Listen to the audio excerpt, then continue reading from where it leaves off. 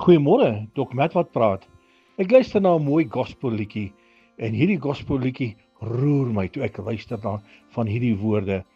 En daar's van hierdie woorde wat sê praise is the water my enemies drown in. Lofsange en aanbidding, dit is waar ek oorwinning kry. Praise is the water my enemies drown in. Is dit nie mooi nie? Toe ek dit hoor en ek vat hierdie woorde vir myself, toe besef ek dis iets wat ons heeltemal te min doen. Ons prys die Here te min. Jy sien Paulus en Silas het maar dieselfde gedoen. Toe hulle die Here begin prys, toe val die kettinge af in die tronk en hulle stap uit. Hulle stap uit ongeskonde.